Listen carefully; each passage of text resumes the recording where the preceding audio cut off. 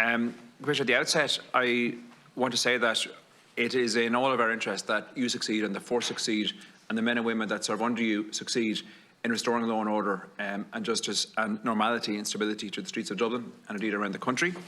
I think we can all agree the events which took place last Thursday were absolutely shocking. I was in the city centre myself, as I'm sure many members present were at the time, and saw some of it, and it was a horrendous, frightening experience for anybody that was anywhere near it, and much more than frightening, unfortunately, for many businesses, individuals and residents that were caught up, as indeed members of the force. And the first instance, I want to express my sympathy and thoughts to those who were injured or affected by the terrible event that took place at the start of the afternoon at Gaelscoil, Colostra, Wirra and Parnell Street. A horrific attack, shocking to every one of us. And I know some victims of that attack remain in hospital as we speak, so I'm very mindful of that, and our thoughts are with those. Unfortunately, that event was then used as a justification, as we know, by thugs, to rile up division, hatred, racism, chaos, anarchy on the streets of Dublin, with no regard for the victims of that attack or indeed anyone else that came into their path. And indeed that was symptomised by the fact that the crime scene itself was contaminated by what happened. Commissioner, today is about accountability in terms of coming before the committee, but it's also about support, and I would encourage you and your colleagues to tell us, for better or for worse, what we need to know. What happened on Thursday, what happened before, what happened since, what needs to happen next. We can only help you if you help us.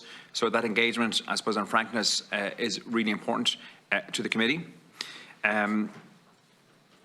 We know that the members of the force responded with bravery, with professionalism, and did everything in their power to quell the violence. But questions have been asked about their ability to do that. There's been much commentary as to the confidence members had in engaging, how to respond, whether they could use force, whether they could use reasonable force, what the appropriate response was in a public order situation. Many members appear to have experienced this for the first time. And even though I have to commend the professionalism of Temple Moore, which we visited as a committee recently, it was suggested that many members had not gone through public order training and were not prepared for that on the night.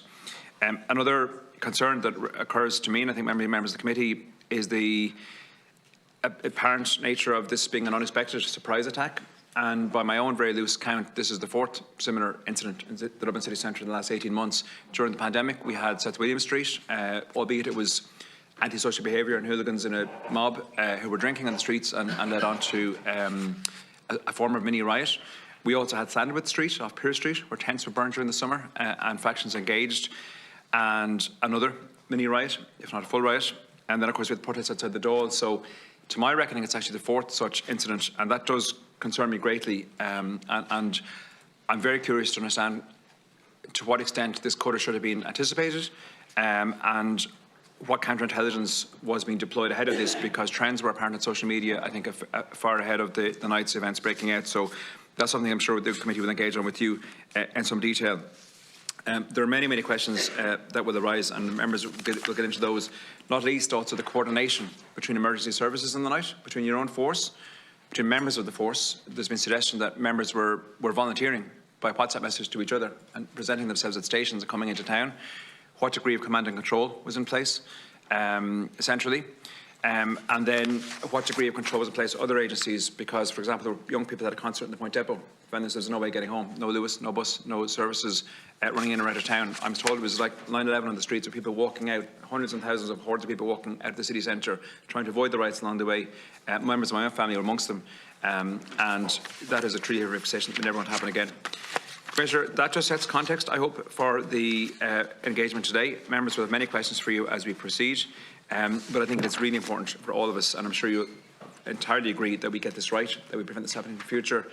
And with that goal, I invite you to address us.